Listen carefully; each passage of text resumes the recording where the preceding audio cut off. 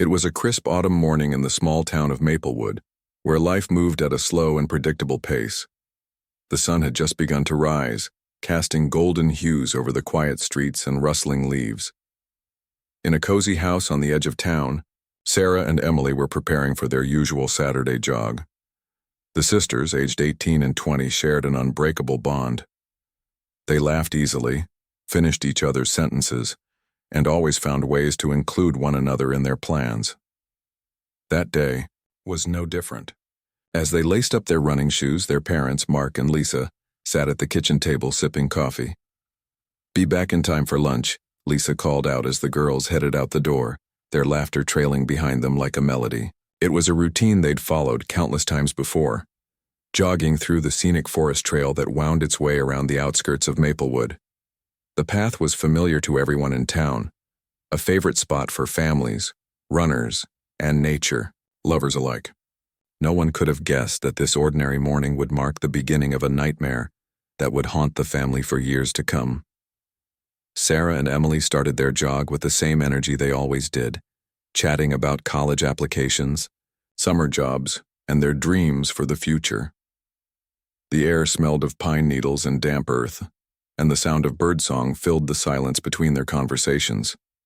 Everything seemed normal until about halfway through their run.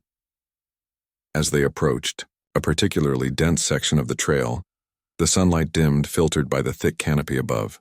Suddenly, Emily stopped short, her eyes widening. "What's that?" she asked, pointing toward something partially hidden among the bushes. Curious, the sisters stepped off the beaten path to investigate. What they found looked like the entrance to an old tunnel, almost completely obscured by overgrown vines and moss. Intrigued, Sarah suggested they take a closer look. "It might be some kind of abandoned mine," she said excitedly. "Let's check it out." Emily hesitated. Something about the dark opening gave her an uneasy feeling, but she didn't want to seem scared in front of her older sister. Together they pushed aside the vines and peered inside. The tunnel stretched into the earth, disappearing into shadows so deep they seemed to swallow the light. Despite the chill creeping up her spine, Emily followed Sarah as they ventured further, in their footsteps echoing softly against the rocky walls. Inside, the air grew colder and heavier, carrying a faint metallic smell. The beam of their phone flashlights revealed jagged edges and narrow passageways branching off in every direction. At first, it felt like an adventure straight out of a movie, a secret world waiting to be explored. But soon, the excitement faded, replaced by unease. The deeper they went, the more disorienting it became. The tunnels twisted unpredictably, and without realizing it, they lost track of which way led back to the entrance. "Maybe we should turn around," Emily whispered after what felt like hours of wandering. Her voice echoed eerily in the confined space, making her jump. Sarah nodded reluctantly, though she couldn't shake the nagging suspicion that they were hopelessly lost. Panic began to creep in as they retraced their steps, or at least tried to. Every turn looked the same, and the oppressive darkness made it impossible to tell if they were heading in the right direction. Back at home, Mark and Lisa began to worry when lunchtime came and went without a sign of their daughters. "They're probably just taking a longer route today," Mark reassured his wife, though he couldn't ignore the gnawing feeling in his gut. By late afternoon, the concern had turned into outright fear. Phone calls to friends yielded no answers, and frantic texts to Sarah and Emily went unanswered. With nightfall approaching, Mark gathered a group of neighbors and set out to search the forest trail.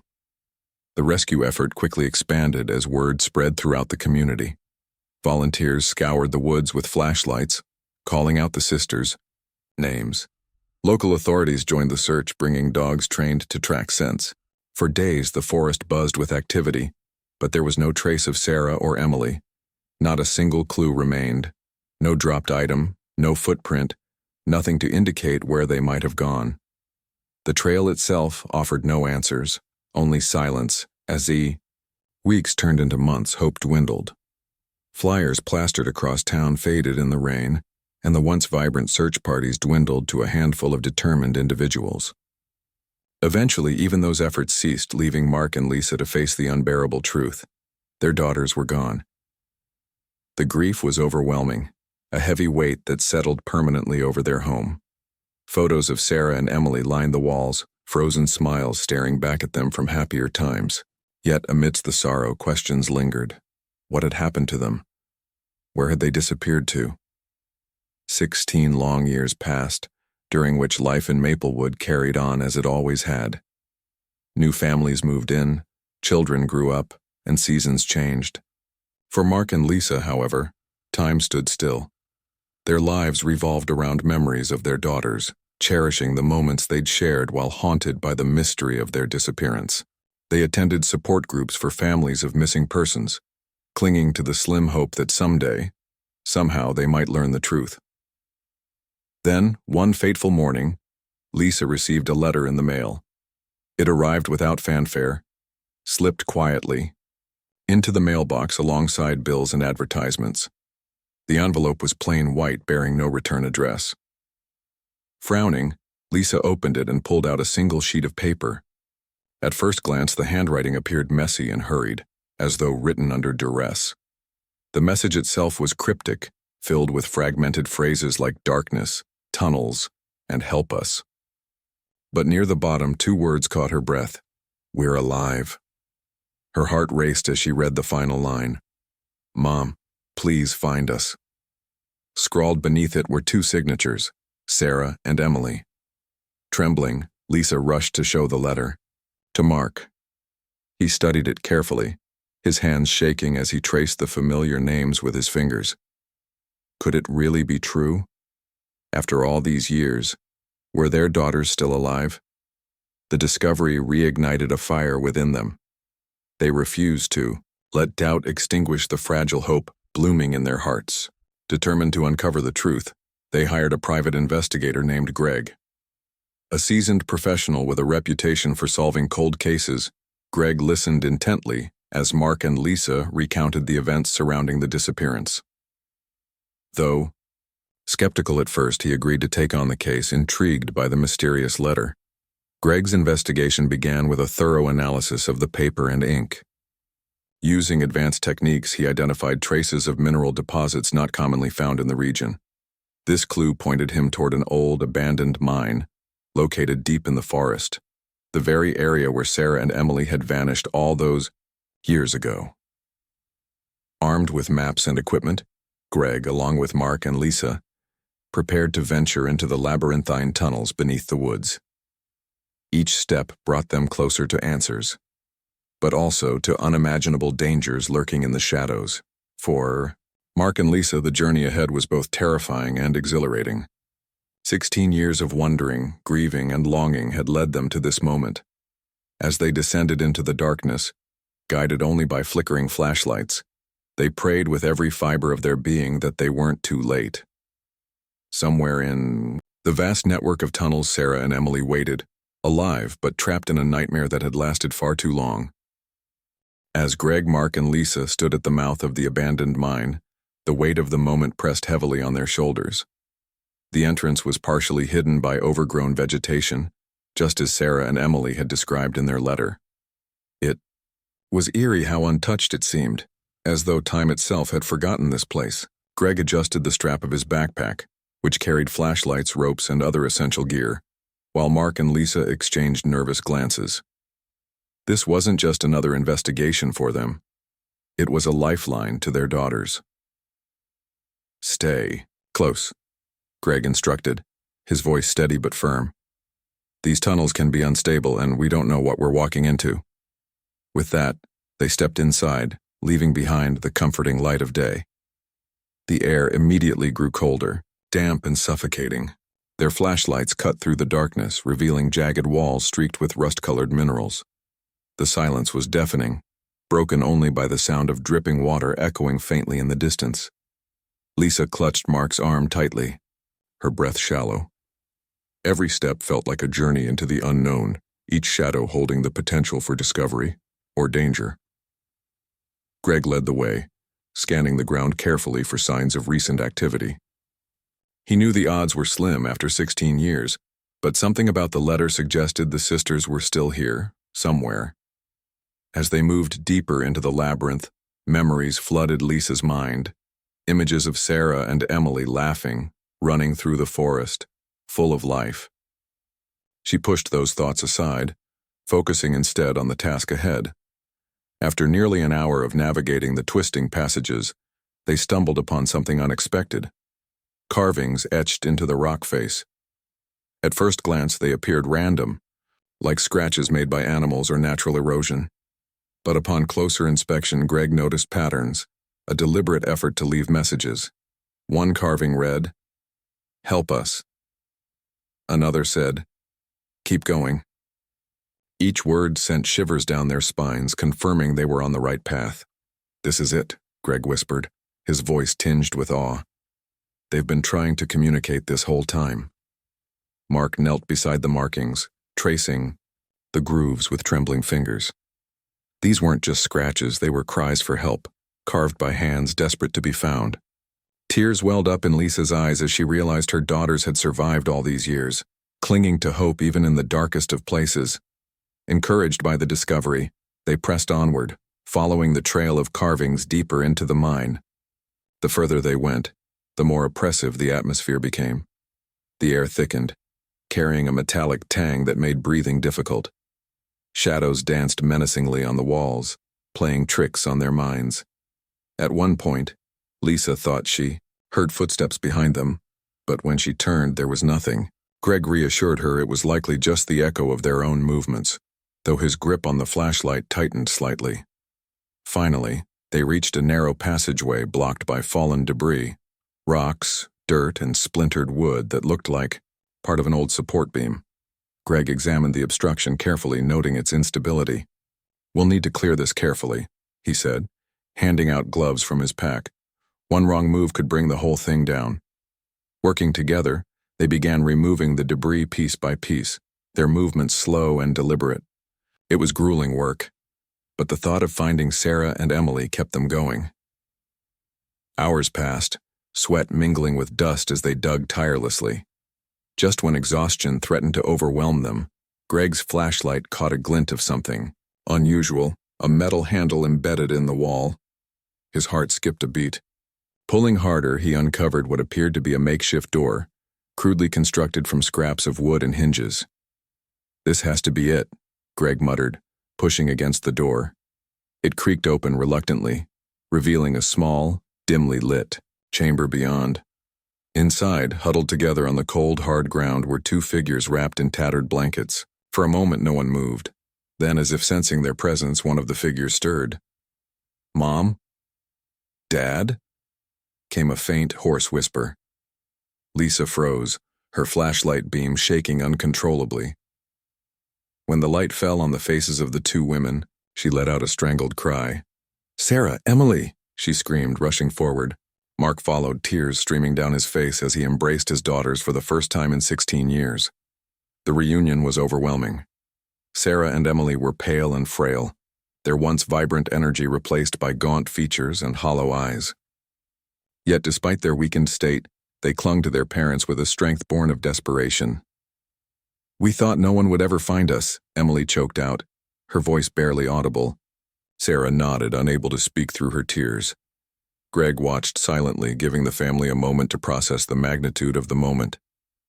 When the initial shock subsided, he gently asked, "How did you survive all this time?" Sarah took a deep breath, steadying herself before speaking. "At first we tried to find our way back, but the tunnels kept changing. We got lost, and then we found this chamber. There were old supplies left behind by miners, canned food, tools, even some water barrels. We rationed everything, making it last as long as possible.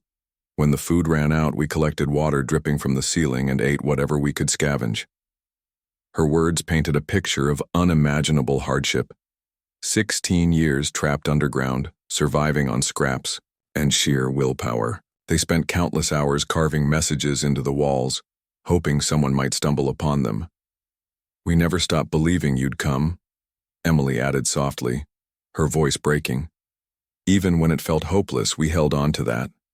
Mark and Lisa listened intently, their hearts breaking with every detail.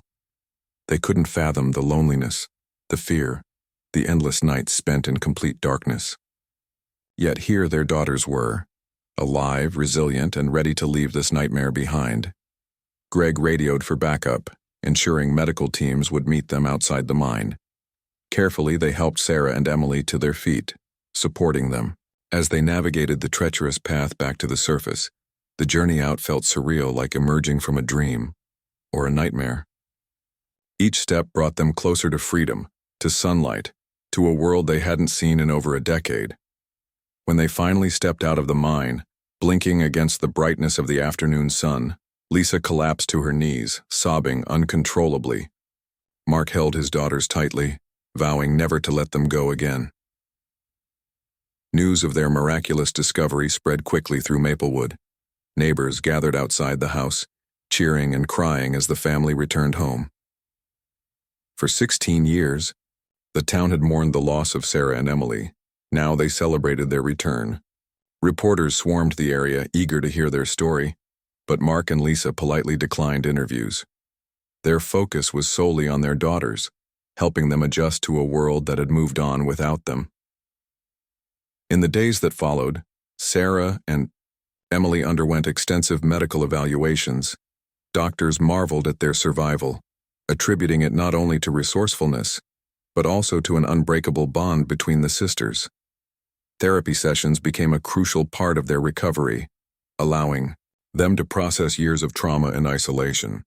Simple tasks like using modern technology or navigating crowded streets proved challenging at first, but with patience and support, they slowly began to adapt. For Mark and Lisa, having their daughters back felt like a second chance at life. They cherished every moment, filling their home with laughter and love once again. Yet amidst the joy, questions lingered. How had no one discovered the mine sooner? What other secrets lay hidden beneath the forest floor? And most importantly, how could they ensure others didn't suffer the same fate? Determined to make a difference, Sarah and Emily decided to turn their harrowing experience into a mission. Inspired by the countless families still searching for missing loved ones, they founded a non-profit organization dedicated to raising awareness and funding searches for unresolved cases. Through fundraisers, campaigns, and partnerships with law enforcement, they worked tirelessly to shine a light on those who remained lost in the shadows. Their story captivated the nation, sparking conversations about the importance of persistence and hope in the face of tragedy. Media outlets covered their journey extensively, highlighting the resilience of the human spirit. As Sarah and Emily rebuilt their lives, they became symbols of hope, not just for their own family, but for anyone who refused to give up on finding answers. Yet even as they moved forward, remnants of their ordeal lingered. Nightmares plagued both sisters, forcing them to relive moments of desperation and fear. Some days were harder than others, but they leaned on each other, drawing strength from their unshakable bond. For Mark and Lisa, watching their daughters reclaim their lives brought immeasurable relief. They often reflected on how close they'd come to never knowing the truth, and how lucky they were to get a second chance. Standing on the porch one evening, Sarah gazed out at the forest where it all began. The trees swayed gently in the breeze, their leaves whispering secrets to the wind. Beside her, Emily placed a reassuring hand on her shoulder. "We made it," she said softly, "and we're never going back." Sarah nodded, smiling through tears. "No matter what happens next, we're together. That's all that matters." The days following their miraculous rescue were a whirlwind of emotions for Sarah and Emily. Stepping back into the world above ground was both exhilarating and overwhelming. Everything felt foreign, yet familiar, as though they had been transported to a parallel universe where time had moved without them. The simple act of walking down the street became an adventure in itself. Cars zoomed past, their engines roaring louder than anything the sisters remembered. Smartphones glowed in people's hands, tiny screens displaying colorful apps and notifications that seemed incomprehensible. Even the sunlight felt different, brighter, harsher, almost too intense after years spent in the dim confines of the mine. Mark and Lisa did everything they could to ease their daughter's transition. They turned their home into a sanctuary, filling it with warmth, patience, and understanding. Meals were prepared with care, conversations flowed gently, and boundaries were respected. At first, Sarah and Emily struggled with basic tasks like using modern appliances or navigating social interactions. A microwave timer startled them, its sharp beep reminiscent of echoes in the tunnels. A ringing phone sent shivers down their spines, triggering memories of isolation and fear. But slowly, with practice and encouragement, they began to adapt. Therapy played a crucial role in their recovery. Dr. Amanda Hayes, a psychologist specializing in trauma, worked closely with the sisters to help them process their experiences. During their sessions, Sarah and Emily recounted the early days in the mine, the panic, the confusion, the realization that they might never escape. It was like being buried alive, Sarah explained during one particularly emotional session. Every sound, every shadow felt like a threat. We didn't know if we'd survive another day. Dr. Hayes listened intently, guiding them through exercises designed to confront their fears and rebuild their confidence. She encouraged them to focus on small victories, learning how to use a smartphone, ordering coffee at a cafe, or simply spending time outdoors without feeling overwhelmed. Over time, these incremental steps helped them regain a sense of normalcy. Yet despite their progress, the scars of their ordeal ran deep. Nightmares plagued their sleep, vivid dreams of collapsing tunnels and suffocating darkness jolting them, awake in cold sweats. Some mornings they woke up crying, unable to shake the feeling that they were still trapped underground.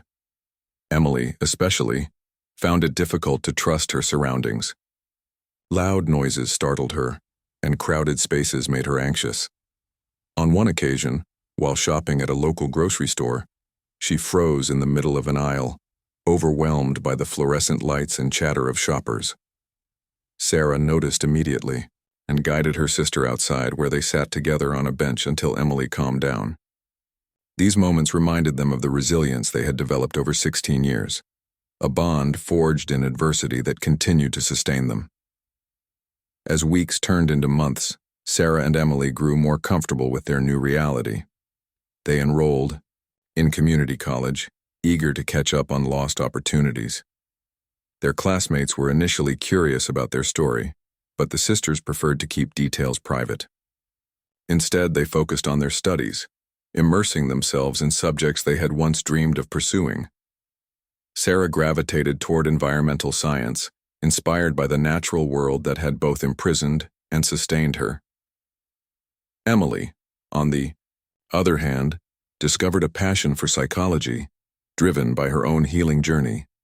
Their academic pursuits gave them purpose, but their greatest ambition lay elsewhere.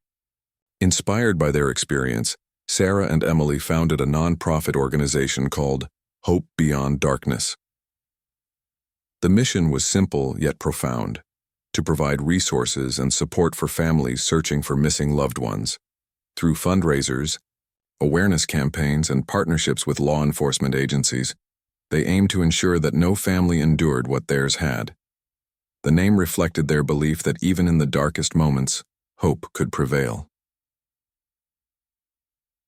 The launch of Hope Beyond Darkness drew widespread attention. Local newspapers featured stories about the sisters' survival and their determination to help others. Social media buzzed with hashtags like "Never Give Up" and "Find Them All," spreading their message far beyond Maplewood.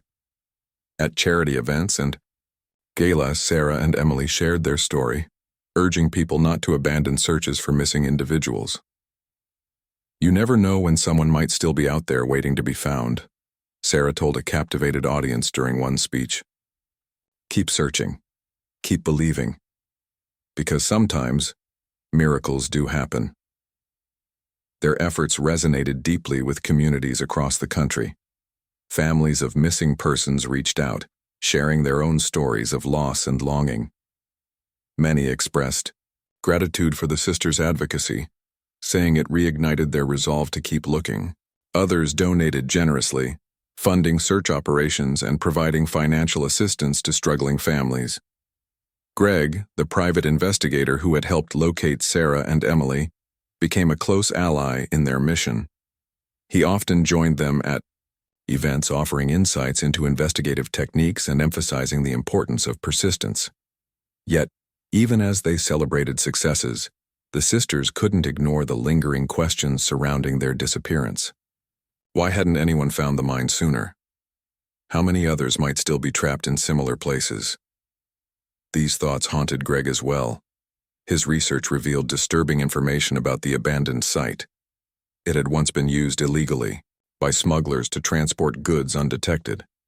Authorities had shut it down decades ago, leaving behind hazardous conditions and unmarked entrances. The lack of documentation meant the mine essentially vanished from public records, forgotten by everyone except those who exploited it.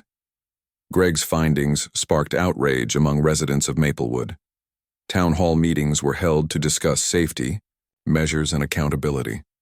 Local officials promised to map and secure abandoned mines and tunnels, ensuring such tragedies wouldn't happen again. For Sarah and Emily, this was a bittersweet victory. While they were glad to see action being taken, they knew the problem extended far beyond their hometown. Across the nation, countless forgotten sites posed potential risks, and countless families waited for answers. Despite the challenges, Sarah and Emily remained steadfast in their mission. They traveled to conferences, spoke at universities, and collaborated with organizations dedicated to solving cold cases. Each trip brought new connections, new ideas, and renewed determination. Along the way, they encountered others who had survived against all odds, individuals whose stories mirrored their own. These encounters reinforced their belief in the power of resilience and community. Back home, life settled into a rhythm of purpose and healing. Mark and Lisa watched proudly as their daughters transformed their pain into action. The house, once filled with grief, now buzzed with activity. Volunteers working on campaigns, journalists conducting interviews, friends stopping by to offer support. Neighbors who had once mourned Sarah and Emily's disappearance now celebrated their return, welcoming them back with open arms. One evening, as the sun set over Maplewood, the family gathered on the porch. Sarah and Emily sat side by side, leaning against each other as they gazed at the horizon. Mark and Lisa exchanged knowing smiles, grateful for the second chance they had been given. Though the road ahead would undoubtedly have its challenges, they faced it together, as a family reunited. "We've come so far," Emily murmured, breaking the silence. Sarah nodded, squeezing her sister's hand. "And we're just getting started," she replied.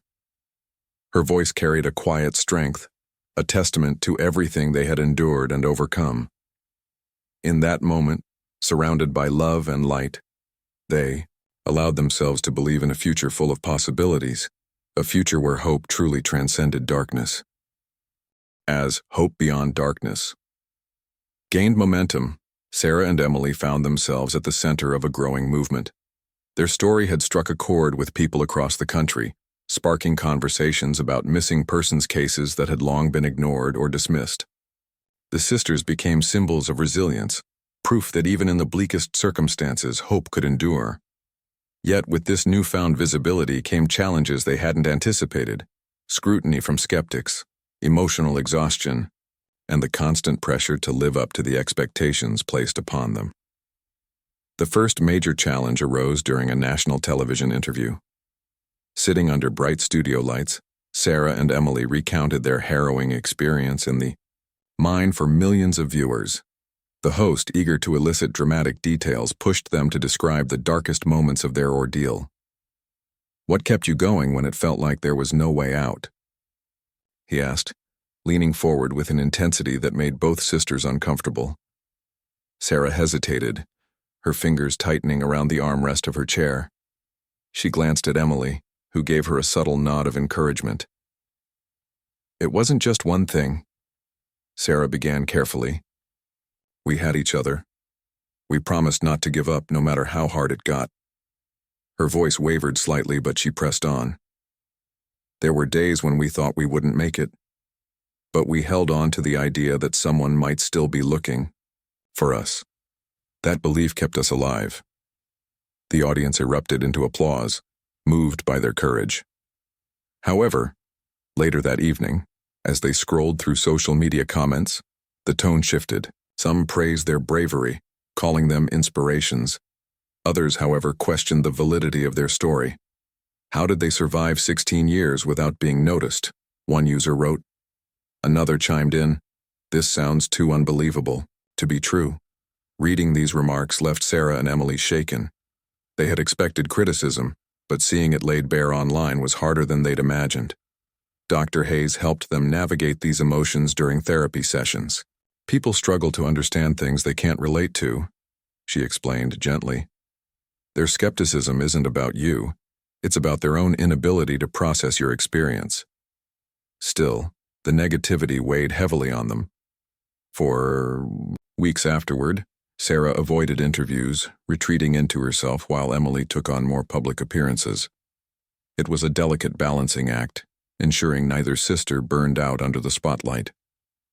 Meanwhile, Greg continued investigating the abandoned mine, determined to uncover its secrets. His research revealed that the site had not only been used by smugglers, but also served as a makeshift shelter for transient individuals over the decades. This discovery raised unsettling possibilities. Could others have sought refuge there and never left? Were there more stories buried beneath the earth waiting to be unearthed? Greg's suspicions deepened when he stumbled upon old newspaper clippings mentioning disappearances in Maplewood dating back 50 years. Most cases remained unsolved, attributed to runaways or accidents. Yet certain patterns emerged, a cluster of vanishings near the forest trail, vague sightings reported by hikers, and eerie tales of strange noises emanating from the woods. Greg couldn't ignore the parallels between these accounts and Sarah and Emily's story.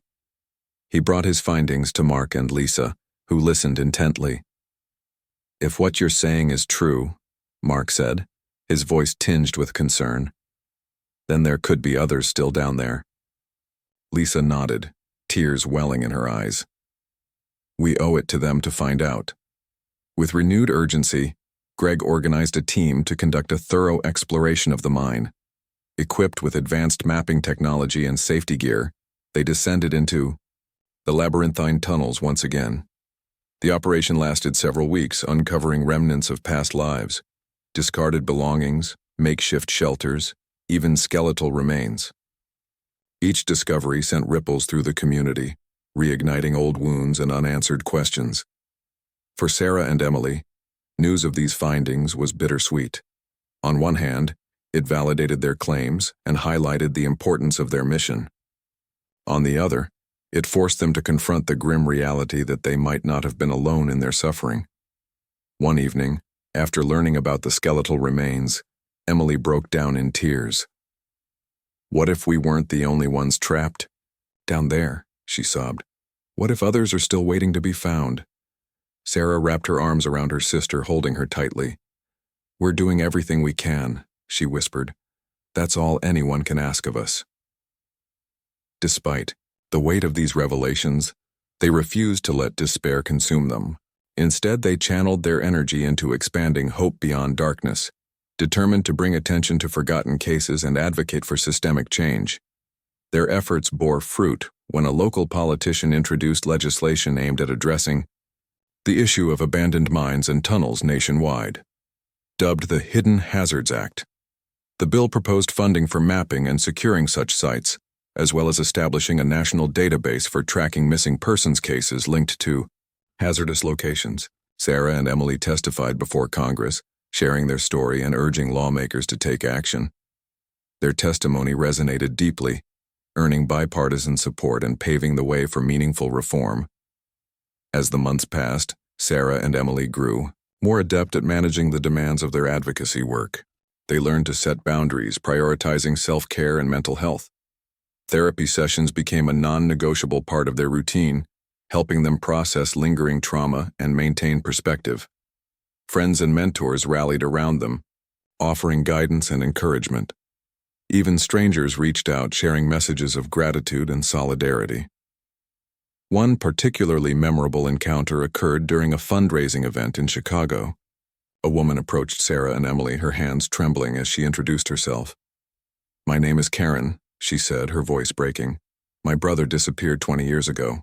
We searched everywhere, but no one could find him." Tears streamed down her face as she continued. "Your story gave me hope. I started looking again, and last month we found him. He was living in a homeless encampment, scared to come home. Thanks to you, my family is whole again." Sarah and Emily embraced. Karen, overwhelmed by the impact of their work. Moments like these reminded them why they had chosen this path, to give others the chance they had been given. Yet they also understood that their journey was far from over. There were still countless families searching, countless voices crying out for help. Back in Maplewood, life settled into a rhythm of purpose and reflection. The house buzzed with activity as volunteers coordinated campaigns and planned events. Photos of Sarah and Emily lined the walls alongside images of other survivors whose stories inspired them. At night, the family gathered around the dinner table, sharing laughter and conversation. These moments grounded them, reminding them of what truly mattered. One evening, as they sat together on the porch, Mark spoke thoughtfully. "You two have accomplished so much," he said, his pride evident. "But remember, you don't have to carry the weight of the world on your shoulders. You've already done more than anyone could ask." Lisa nodded, adding, "We're here, for you always. Whatever happens next, we'll face it together." Sarah and Emily exchanged glances, smiles spreading across their faces. "We know," Emily replied softly. "And that's what keeps us going."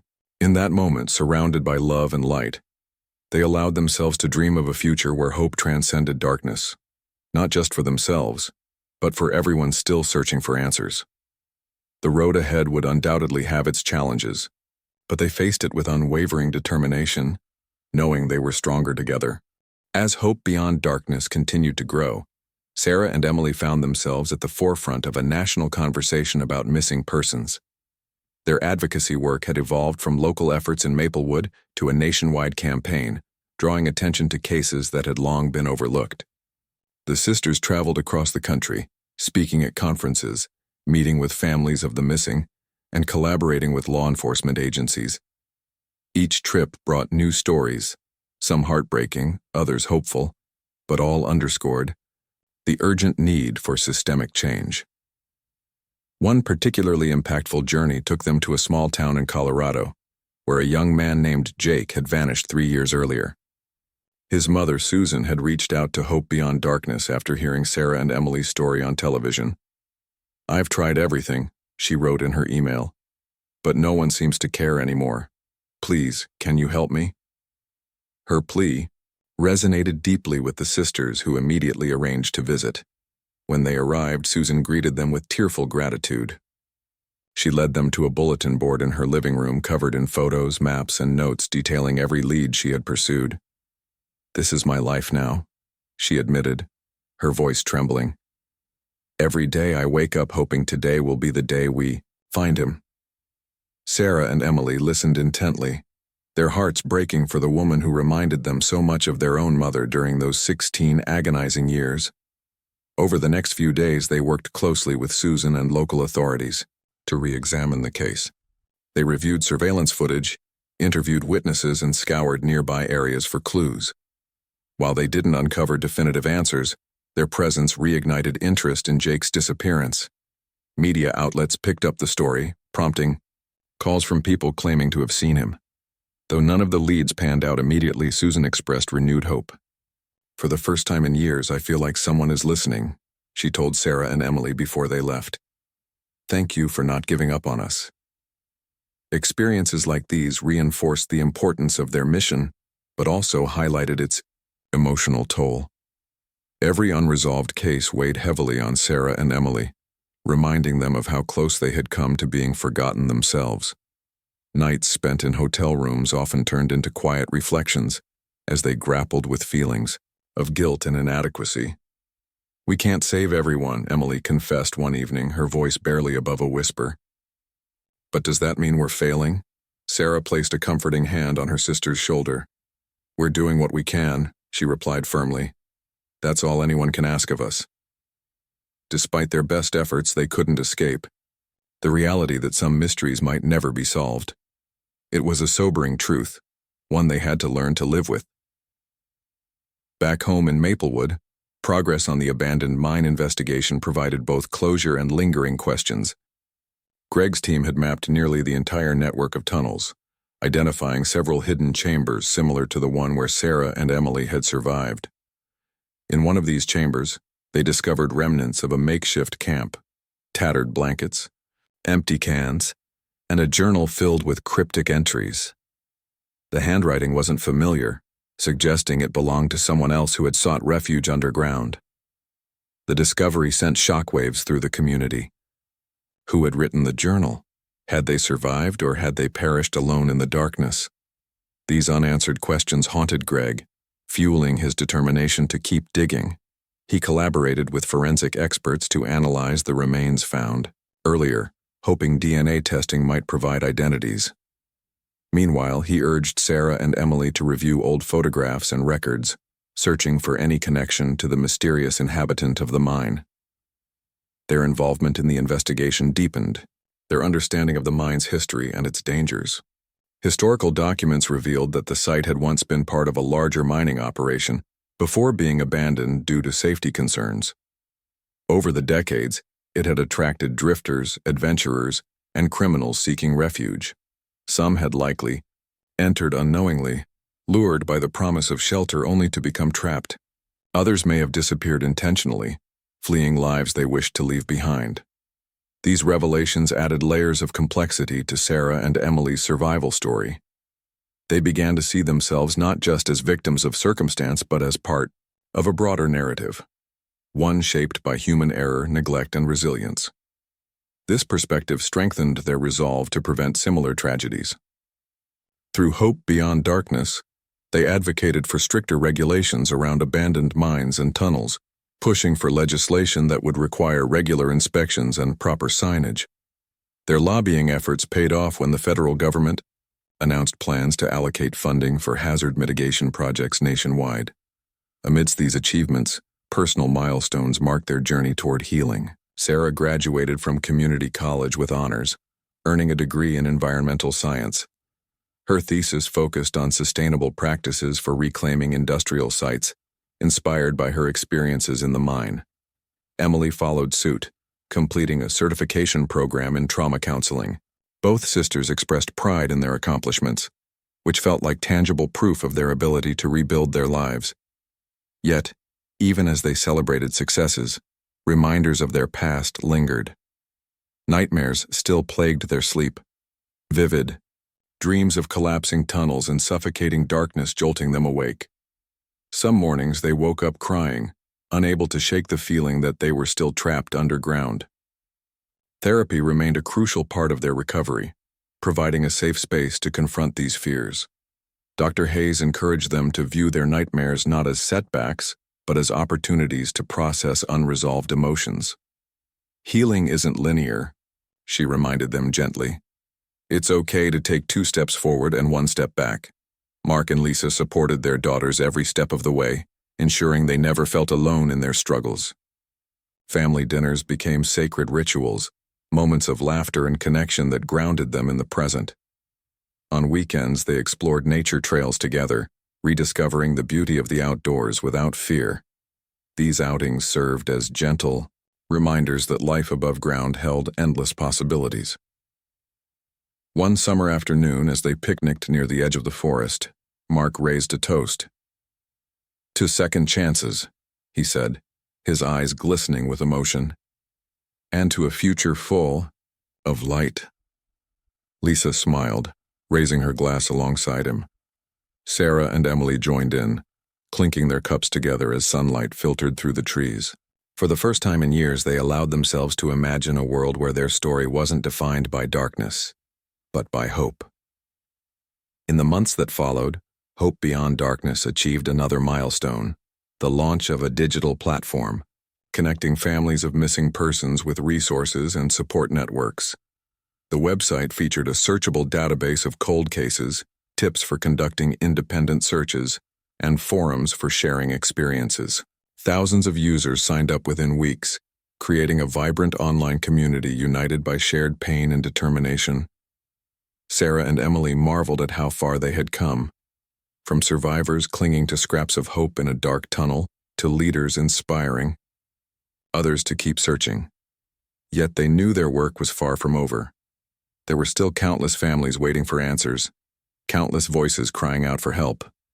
As they stood side by side, ready to face whatever lay ahead, they drew strength from each other in the belief that even in the darkest places, light could always be found. The years rolled on, and Sarah and Emily's journey with hope beyond darkness continued to evolve. What began as a personal mission to honor their survival had grown into a nationwide movement, touching countless lives and reshaping how society approached missing persons cases. Their advocacy work became a beacon of hope for families trapped in the limbo of uncertainty, offering not just resources, but also validation and solidarity. Yet, even as they celebrated victories, the sisters remained acutely aware of the challenges that lay ahead. One of the most significant milestones came when Congress passed the Hidden Hazards Act, a landmark piece of legislation inspired by their efforts. The bill allocated millions of dollars toward mapping and securing abandoned mines, tunnels, and other hazardous sites across the country. It also mandated the creation of a national database to track missing persons cases linked to these locations, ensuring no case would fall through the cracks again. Sarah and Emily attended the signing ceremony at the White House, standing alongside lawmakers, activists, and families whose lives had been impacted by similar tragedies. As President signed the bill into law, he turned to the sisters and said, "You've shown us what resilience looks like. Because of you, we're taking steps to protect others from enduring what you went through." His words echoed in the crowded room, met with applause and tears. For Sarah and Emily, it was a moment of profound vindication, a recognition that their suffering had not been in vain, but their fight wasn't over yet. The implementation of the Hidden Hazards Act required constant oversight, and Sarah and Emily committed themselves to ensuring its success. They partnered with government agencies, nonprofits, and volunteers to identify high-risk areas and prioritize cleanup efforts. In towns and cities across America, forgotten tunnels were sealed off, dangerous entrances marked with warning signs, and public awareness campaigns launched to educate communities about the risks. Each action brought them closer to their ultimate goal, preventing another family from experiencing the heartbreak they had endured. Their work also led to unexpected discoveries. Greg's team uncovered more artifacts in the Maplewood mine, letters, journals, and personal belongings belonging to individuals who had once sought refuge there. Some items hinted at stories of survival, while others painted grim pictures of isolation and despair. Forensic analysis identified several sets of remains, allowing authorities to notify families who had spent decades searching for answers. For those families, closure, even painful closure, was a gift beyond measure. Sarah and Emily made it a point to attend memorials whenever possible, standing quietly among grieving loved ones as names were read aloud and candles lit. These moments were bittersweet, reminding them of how fragile life could be. Yet they also reinforced their belief in the importance of remembering those who had been lost. "No one should disappear without a trace," Emily often said during speeches. "Every person deserves to be found, whether alive or gone." As their public profile grew, so did their influence. They collaborated with filmmakers to produce a documentary about their story, weaving together interviews, archival footage, and reenactments of their time in the mine. The film, titled Beneath the Surface, premiered at a prestigious film festival and received critical acclaim. Audiences were moved by its raw honesty and unflinching portrayal of trauma, resilience, and redemption. Proceeds from the project funded further expansion of Hope Beyond Darkness, enabling the organization to reach underserved communities and amplify marginalized voices. Through all the accolades and achievements, Sarah and Emily never lost sight of their roots. They returned frequently to Maplewood, where neighbors still greeted them warmly and local businesses displayed posters supporting their cause. The town itself underwent changes, with new safety measures implemented around the forest trail and annual events held to raise awareness about missing persons. A memorial was erected near the entrance to the mine, inscribed with the names of those who had been found and those still missing. Visitors left flowers, notes, and mementos, transforming the site into a place of reflection and remembrance. At home, Life settled into a rhythm of purpose and gratitude. Mark and Lisa watched proudly as their daughters balanced advocacy work with personal growth. Sarah pursued graduate studies in environmental policy, driven by her desire to create safer, more sustainable communities. Emily worked as a counselor, specializing in trauma recovery and providing support to families navigating the emotional toll of loss. Both women found joy in their careers, knowing they were making a difference. Yet, amidst their busy schedules, they carved out time for simple pleasures, cooking meals together, hiking familiar trails, and hosting game nights with friends. These moments grounded them, reminding them of the beauty in everyday life. One evening, as they sat around the kitchen table playing cards, Lisa looked at her daughters and smiled. "I never thought I'd see this day," she admitted. "You, too, are stronger than I ever imagined."